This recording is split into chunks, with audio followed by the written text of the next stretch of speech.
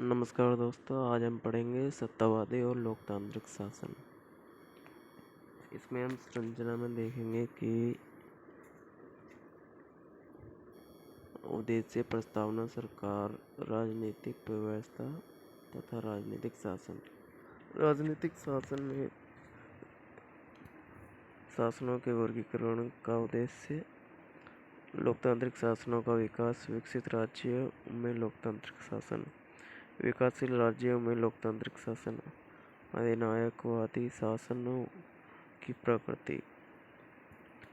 अधिनायकवादी शासनों की विशेषताएं। द्वितीय विश्व युद्धोत्तर काल में अधिनायकवादी शासन। सारांश, संदर्भ, बहुत प्रश्न के उत्तर।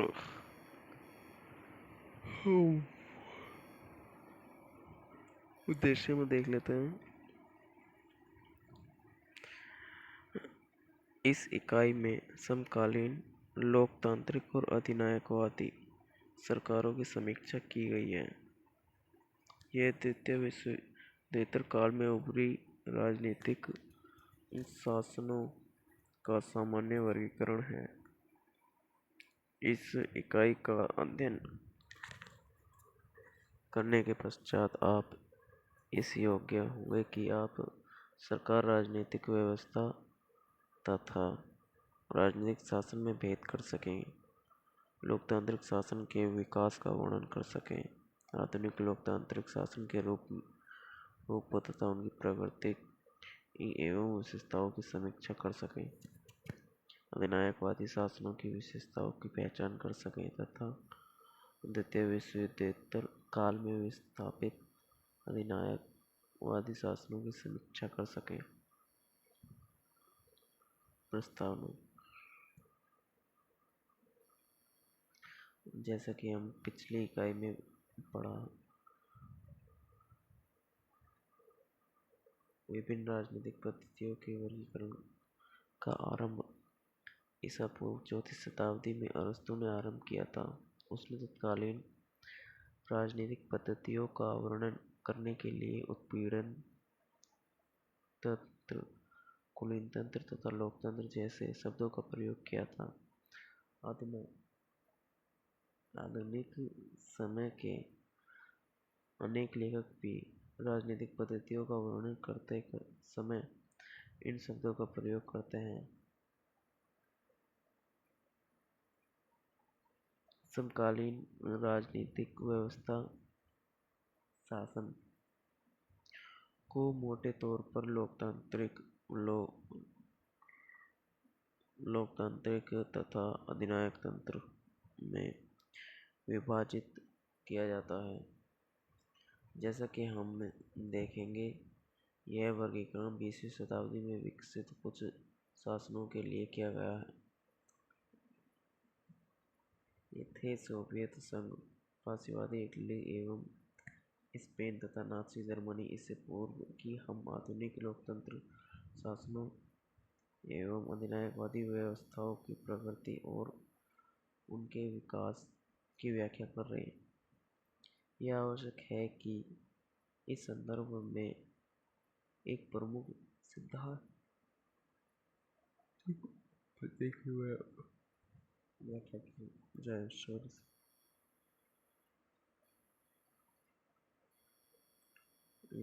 की जाए। इसका संबंध राजनीतिक प्रणाली तथा राजनीतिक पद्धति जैसे कुछ अवधारणाओं से है।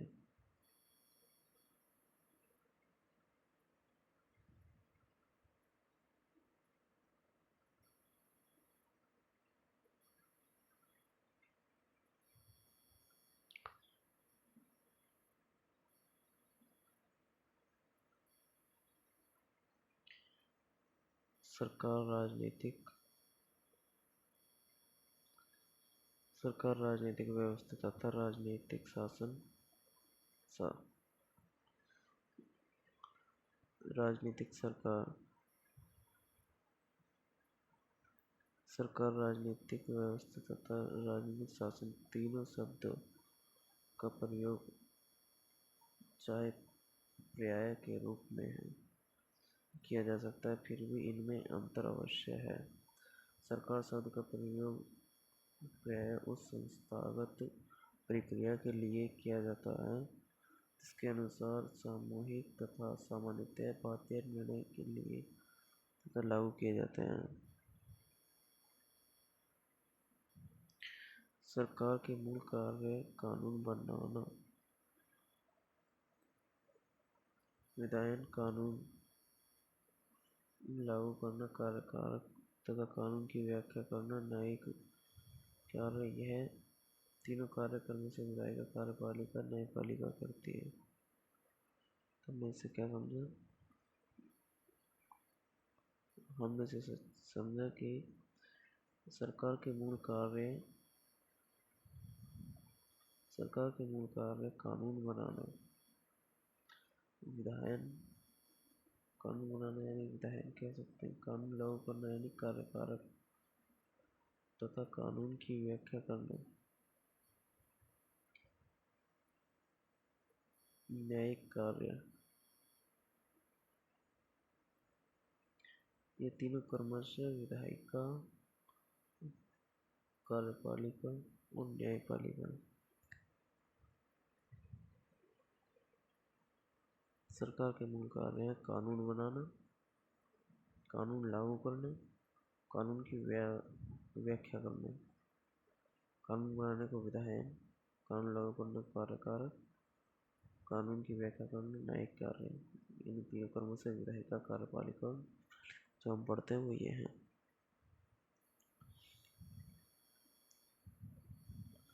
राजनीतिक शासन अथवा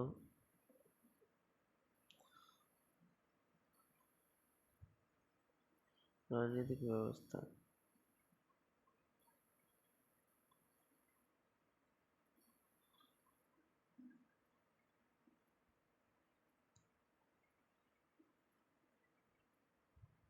राजनीतिक शासन अथवा राजनीतिक व्यवस्था अधिक वृहत अर्थ में प्रयोग किया जाता है। वृहत अर्थ इसलिए कि इसमें न केवल सरकार के अंग और राज्य की राजनीतिक संस्थाएं शामिल होती हैं, परंतु उनकी संरचनाएं, मूल्य एवं प्रक्रियाएं भी, जिनके द्वारा वे समाज के साथ अपने संबंध स्थापित कर सकते हैं। यह भी है कि विभिन्न राजनीतिक शासनों ने अपनी अपनी प्राथमिकताएं निर्धारित की हुई होती हैं।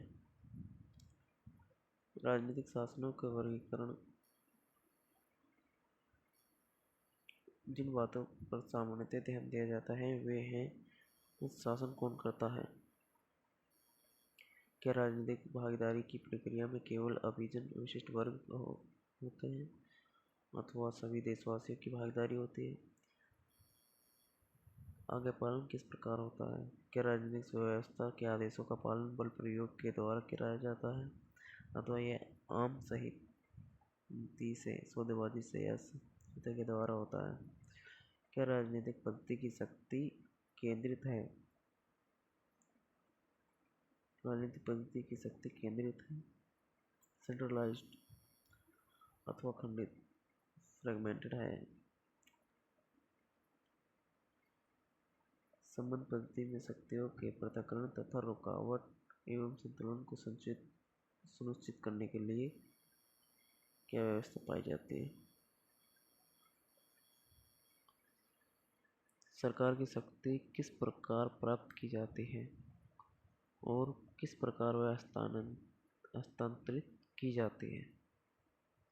किस प्रकार प्राप्त की जा सकती है, प्राप्त की जाती है, और किस प्रकार हस्तांतरित मतलब ट्रांसफर की जाती है? क्या पद्धति खुली एवं प्रतियोगी है अथवा एकाधिकार पूर्ण है? व्यक्ति और राज्य में किस प्रकार के संबंध हैं? व्यक्ति और राज्य में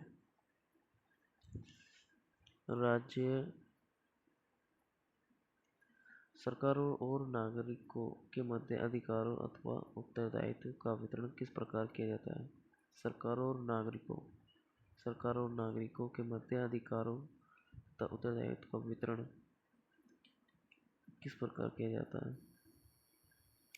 राजनीतिक अर्थव्यवस्था की प्रकृति कैसी है? क्या अर्थव्यवस्था बाजार आधारित है अथवा राज्य द्वारा नियोजित एवं नियंत्रित है?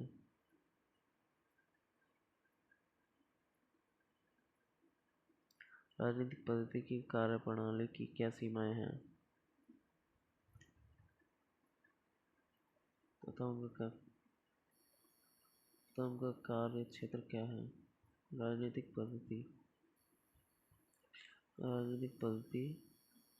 की कार्यप्रणाली की क्या सीमाएं हैं तथा उनका कार्य क्षेत्र क्या है? क्या सरकार समिति अथवा असमिति लोकतांत्रिक शासन की परिधि क्या है?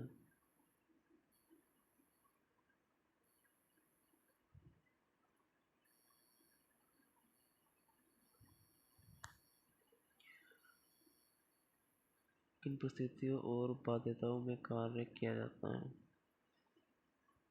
राजनीतिक शासन के सुचारू कार्य के रूप में क्या क्या सामाजिक, आर्थिक तथा सांस्कृतिक समस्याएं आती हैं?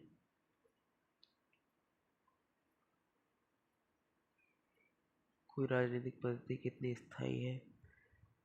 क्या कोई व्यवस्था एक समय तक बनी रही और क्या उसमें नई मांगों तथा चुनौतियों का सामना करने की क्षमता है?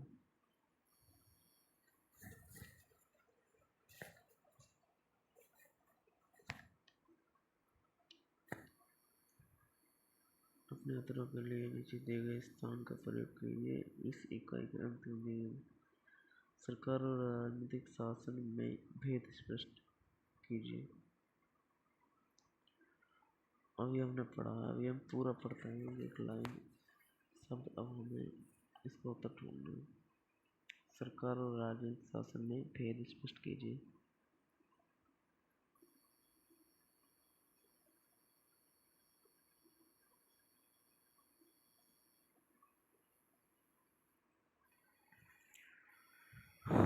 तो ये रहा दोस्तों, सरकार, राजनीतिक व्यवस्था तथा राजनीतिक शासन। तो राजनीतिक शासन हमसे जो सवाल करा गया है वो ये था कि सरकार और राजनीतिक शासन में भेद स्पष्ट कीजिए। तो यहाँ पे हम आ गए सरकार, राजनीतिक व्यवस्था तथा राजनीतिक शासन। ये सरकार और राजनीतिक शासन तीनों शब्द का प्रयोग चाहे पर्याय के रूप में है, पर्याय के रूप में किया जा सकता है, फिर भी इनमें अंतर अवश्य है। सरकार शब्द का प्रयोग पर्याय उस संस्थागत प्रक्रिया के लिए किया जाता है जिसके अनुसार सामूहिक तथा सामान्यतः बातें निर्णय के लिए तथा लागू किए जाते हैं। सरकार के मूल्य कारक हैं कानून बनाना यानी कि विधायन, कानून लागू करना यानी कार्यकारक, कानून की व्याख्या करना यानी न्यायिक कार्य। ये तीनों कर्मों से विधायिका, कार्यपालिका, न्यायपालिका करती है। और राजनीतिक शासन अथवा राजनीतिक व्यवस्था अधिक वृहत अर्थ में प्रयोग किया जाता है। वृहत अर्थ इसलिए कि इसमें न केवल सरकार के अंग और राज्य की राजनीतिक संस्थाएं शामिल हैं। राज्य की राजनीतिक संस्थाएं, परंतु उनकी संरचना, मूल्य एवं प्रक्रियाएं और संरचना जिनके द्वारा वे समाज के साथ अपने संबंध स्थापित कर सकते हैं। यह भी कि विभिन्न राजनीतिक शासनों ने अपनी अपनी प्राथमिकताएं निर्धारित की हुई होती हैं। राजनीतिक शासनों के वर्गीकरण में जिन बातों पर सामान्यतः है वो यही है जो भी हमने क ख ग घ ड च छ ज छ पढ़े।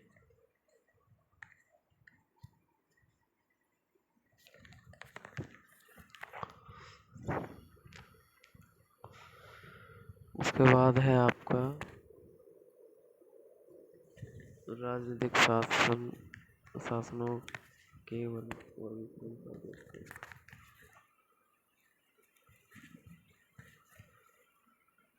राजनीतिक शासनों के वर्गीकरण की प्रक्रिया के 3 उद्देश्य होते हैं।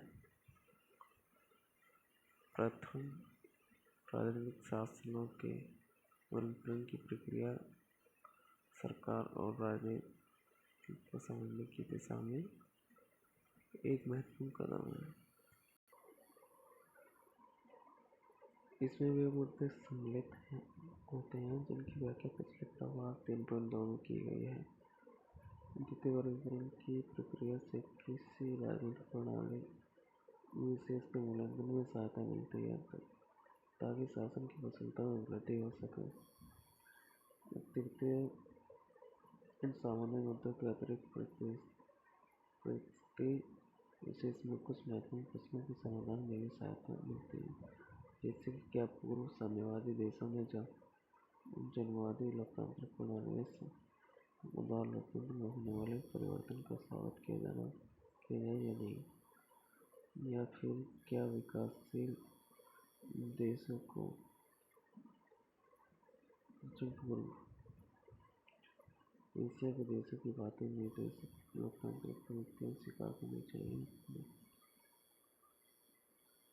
लोकतांत्रिक शासनों का विकास।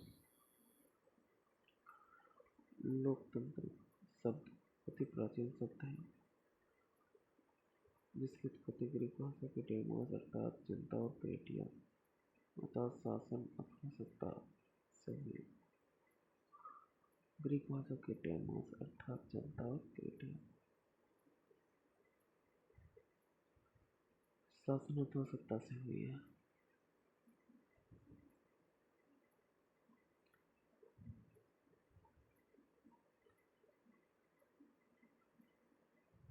लोकतंत्र शब्द अति प्राचीन शब्द है जिसकी उत्पत्ति ग्रीक भाषा के डेमोस अर्थात जनता और क्रेटिया अर्थात शासन अथवा सत्ता से हुई।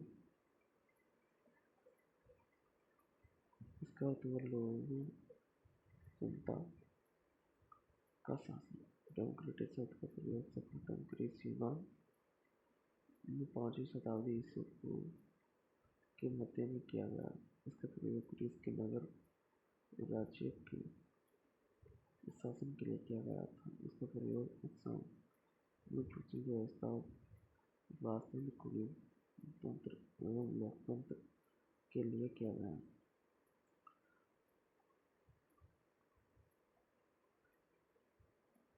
लोकतंत्र के समर्थकों में इस विषय पर विवाद चलता रहा कि डेमोस में किनको शामिल किया जाए। न केवल प्राचीन ग्रीस बल्कि आधुनिक समय में भी कुछ व्यक्तियों को अवश्य अयोग्य घोषित कर डेमोस में शामिल नहीं किया जाता। जब ईसा पूर्व 5वीं शताब्दी में एथेंस का जनतंत्र अपनी चरम सीमा पर था तो उस नगर राज्य के वयस्क जनसंख्या का केवल एक छोटा भाग ही सम्मिलित था। राजनीतिक प्रक्रिया में भागीदारी करने वालों की संख्या अत्यंत सीमित थी। यह तो अब 20वीं शताब्दी में आकर लगभग उन सभी लोगों को मताधिकार दिया गया जो किसी देश के स्थायी निवासी होते थे। इस व्यवस्था को सार्वभौमिक वयस्क मताधिकार कहा जाता है। जर्मनी में वयस्क मताधिकार 1919 में, ब्रिटेन में 1928, उत्तरार्द्ध अमेरिका में 1920 और फ्रांस में 1946 में।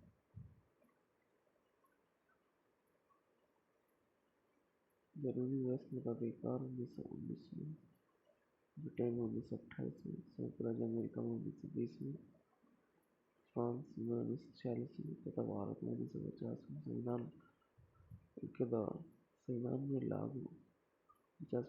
संविधान के द्वारा सार्वभौमिक वयस्क मताधिकार लागू किया गया।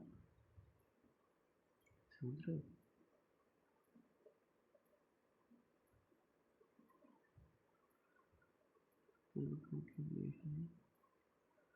इस व्यवस्था को सार्वभौमिक वयस्क अधिकार कहा जाता है।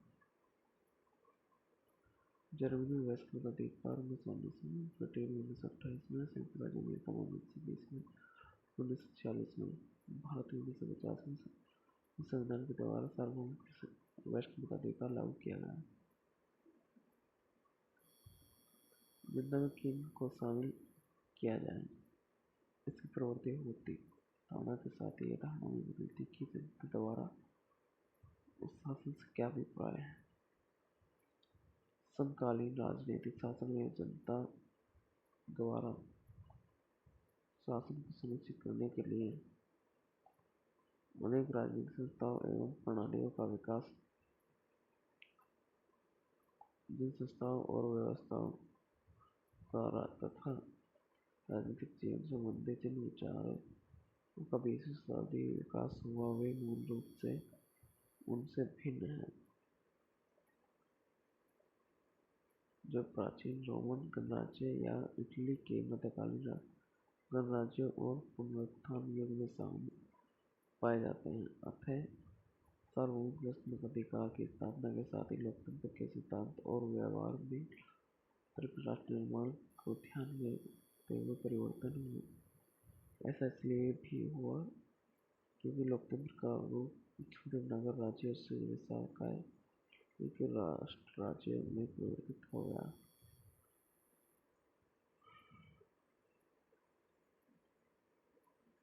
राष्ट्रीय स्वतंत्रता की अभिव्यक्ति भी लोकतांत्रिक शब्दावली में इस प्रकार हुई कि लोकतांत्रिक राजनीतिक प्रणाली को सामूहिक आत्मनिर्णय की अवधारणा से संबद्ध कर दिया गया। परिणाम यह हुआ कि जहाँ नवोदित उत्तर औपनिवेशिक राज्य वास्तविक स्वाधीनता स्वशासन प्राप्त नहीं कर सके, वे भी उन्होंने अपने उपनिवेश विरोधी संघर्ष के अनुभव के आधार पर स्वयं को लोकतंत्र घोषित किया। उसी प्रकार द्वितीय एवं तृतीय विश्व के उन राजनीतिक शासनों को भी लोकतांत्रिक मान्यता मिली जो कि जनवादी प्रणालियाँ कहलाती थीं। ऐसा अर्थशास्त्रीय भाषा में इसलिए किया गया क्योंकि उनका आधार पूंजी उत्पादन और वितरण का सामूहिक उत्तरदायित्व था।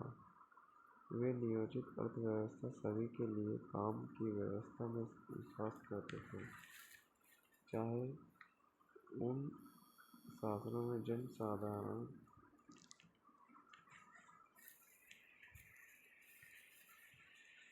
के राजनीतिक एवं कानूनी अधिकारों की अवहेलना की गई तथा बहुदलीय चुनावी प्रणाली और संसदीय राजनीति की अनुमति नहीं दी गई।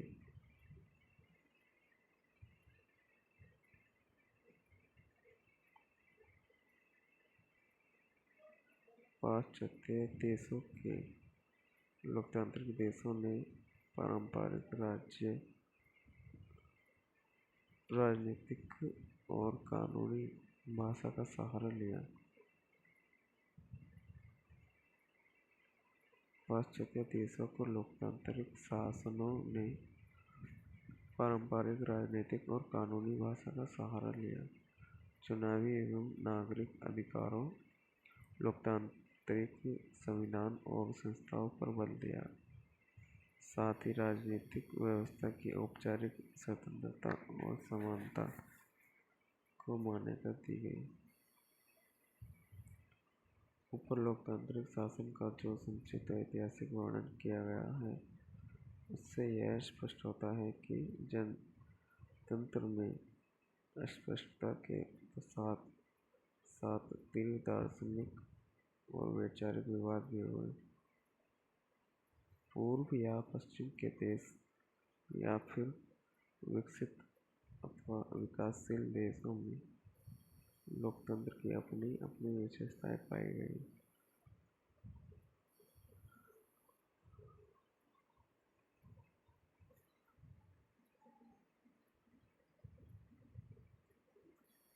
विकसित राज्यों में लोकतांत्रिक शासन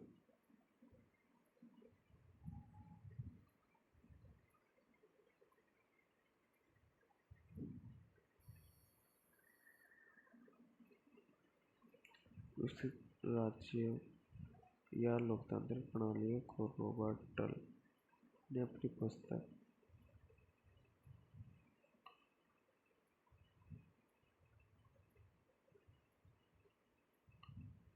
बहुलोकतांत्रिक पद्धति का नाम दिया है।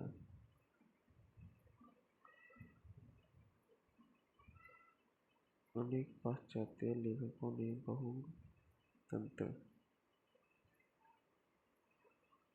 शब्द को उदार लोकतंत्र की अपेक्षा अधिक पसंद किया। इसके दो कारण हैं। प्रथम, उदार लोकतंत्र का प्रयोग प्रायः एक राजनीतिक आदर्श की अवधारणा के रूप में किया गया, न कि राजनीतिक शासन के रूप में। अतः इसमें अधिक व्यापक मान्यताएं नहीं थी। द्वितीय, बहुतंत्र का प्रयोग यह मानकर चलता है कि अधिकांश देशों, विशेषकर पाश्चात्य देशों में लोकतंत्र व्यवस्था अनेक प्रकार से उस मापदंड को खरी नहीं उतरती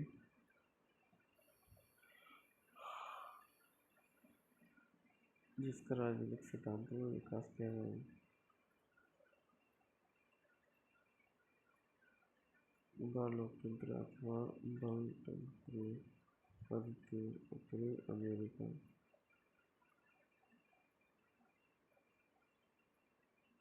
पश्चिमी यूरोप के अनेक देशों तथा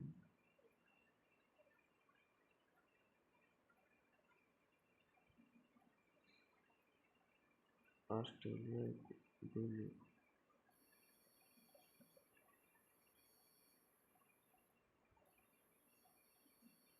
स्थापित है, परंतु जापान, भारत तथा दक्षिण अफ्रीका जैसे अन्य देश भी हैं जिनमें उदार लोकतंत्र की विशेषताएं पाई जाती हैं। इनमें से कुछ विशेषताएं संक्षेप में इस प्रकार हैं। इन लोकतांत्रिक शासनों में कुछ महत्वपूर्ण संस्थाओं और लोक प्रक्रियाओं का प्रतिनिधित्व होता है, जिनमें सार्वभौमिक वयस्क मताधिकार शामिल है। निश्चित समय के लिए चुने गए नागरिकों को सार्वजनिक पदों की प्राप्ति के लिए प्रतियोगिता में भाग लेने के समान अवसर प्राप्त होते हैं। राजनीतिक दलों एवं उनके नेताओं को जन समर्थन प्राप्त करने का प्रयास करने की पूरी सुविधा प्राप्त होती है। सरकार का निर्माण स्वतंत्र एवं निष्पक्ष चुनावों के आधार पर होता है। दलों के साथ दबाव समूह भी प्रयास सक्रिय रहते हैं। यह समूह अनेक उपायों द्वारा सरकारी तंत्र को प्रभावित करने का प्रयत्न करते रहते हैं। लोकतंत्र में विपक्ष को सहन करने का उच्च स्तरीय आदर्श अपनाया जाता है। विपक्ष सरकार की मनमानी पर अंकुश लगाता है। इस दिशा में सरकारी तंत्र में स्वतंत्र सूचना माध्यम सहायक होते हैं। मूल नागरिक एवं राजनीतिक अधिकारों की सुरक्षा में सहायक होते हैं। समाज में मत विभाजन के फलस्वरूप उत्पन्न विविधता को लोकतंत्र स्वीकार करता है। अतः राजनीतिक मतभेद या कभी कभी संघर्ष को राजनीतिक जीवन के अनिवार्य अंश के रूप में स्वीकार किया जाता है। लोकतंत्र की विचारधारा मतभेद को सामान्य मानती है, अनावश्यक नहीं है। आधुनिक लोकतांत्रिक शासनों की एक विशेषता यह भी है कि इसमें अनेक स्वायत्त समूहों और संगठनों के अस्तित्व के स्वीकार किया जाता है। यह भी सरकार से तथा एक दूसरे से सामान्यतः स्वतंत्र होते हैं। इन शासनों का आधार पाश्चात्य उदार व्यक्तिक विचारधारा की राजनीतिक परंपरा है। अतः व्यक्तियों के अधिकारों के साथ साथ स्वतंत्र प्रतियोगी बाजार व्यवस्था को भी स्वीकार किया जाता है। उसी प्रकार लोकतंत्र की सांस्कृतिक तथा वैचारिक प्रेरणा भी पाश्चात्य उदारवाद से प्रेरित होती है। विकसित देशों के सभी राजनीतिक शासन एक समान नहीं है। विकसित देशों के सभी राजनीतिक शासन एक समान नहीं है। कुछ तो केंद्रीयकरण तथा बहुमत पर आधारित होते हैं, तो कुछ बिखराव यानी खंडन तो बहुलवाद के पक्ष पर है। अतः तुलनात्मक राजनीति के कुछ विद्वान जैसे लिब्सफोर्ड बहुमत आधारित लोकतांत्रिक पद्धति और बहुलवाद पर भी स्पष्ट भेद बताते हैं।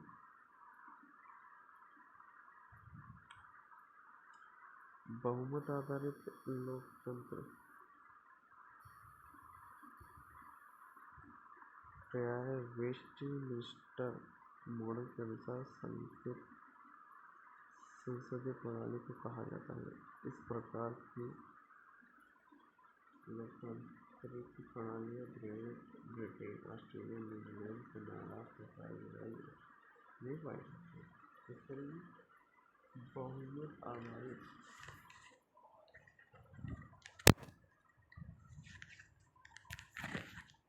बहुमत आधारित लोकतंत्र प्रायः वेस्टमिंस्टर मॉडल के अनुसार संघीय संसदीय प्रणाली को कहा जाता है। इस प्रकार की लोकतांत्रिक प्रणालियाँ great Britain, Australia, New Zealand, Canada तथा इजराइल आदि में पाए जाते हैं।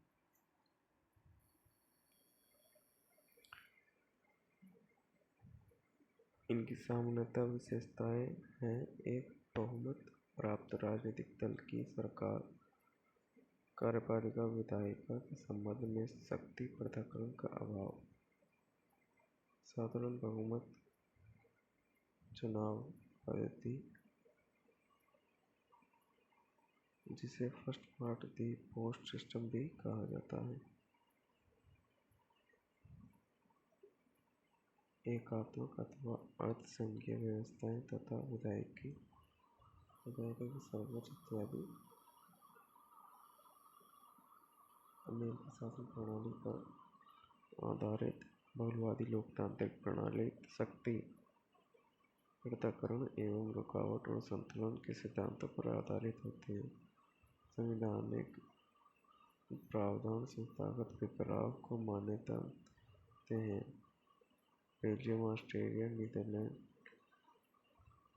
तथा स्विट्जरलैंड जैसे देश जिनमें अनेक धार्मिक, वैचारिक, क्षेत्रीय, भाषाई, सांस्कृतिक विविधताएं हैं, उनमें आम सहमति लोकतांत्रिक शासन भी कहा जा सकता है। इनमें शक्ति की ऐसी भागीदारी तथा सौदेबाजी को प्रोत्साहन दिया जाता है जिससे आम सहमति हो सके। इनकी कुछ समान विशेषताएं हैं: मिली-जुली सरकारें, शक्तियों का पृथक्करण, प्रभावी दो सदनीय प्रतिनिधित्व संवाद अथवा शक्तियों का विकेंद्रीकरण तथा मौलिक अधिकारों का समपत्र इत्यादि। अपने उत्तरों के लिए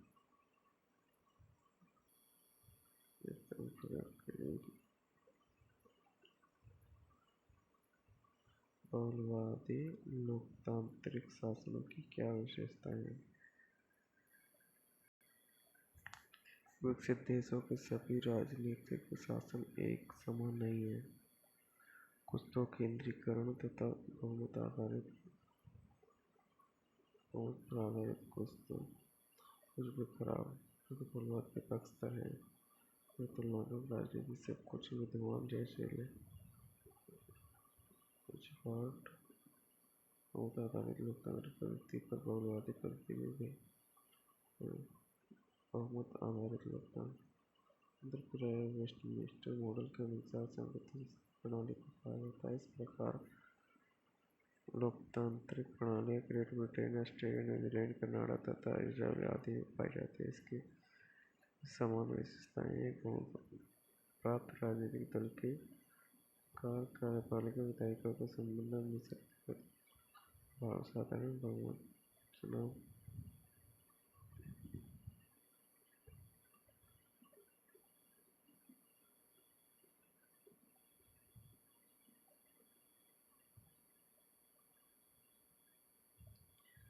की कुछ समान विशेषताएं भी हैं।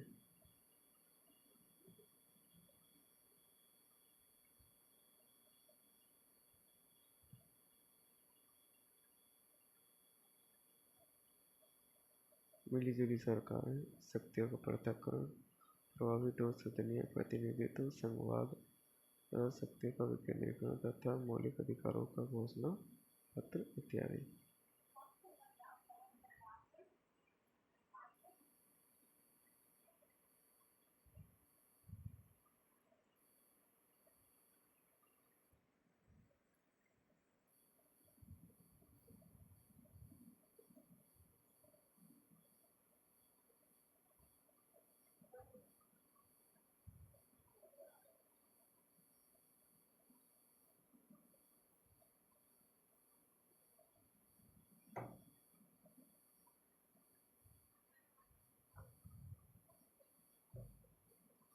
ठीक है दोस्तों, अभी हमने पढ़ा है 3.6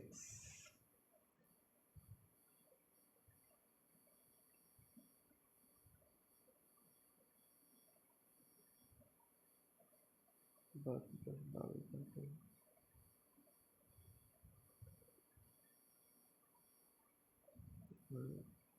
नेक्स्ट क्लास में देखते हैं आगे का।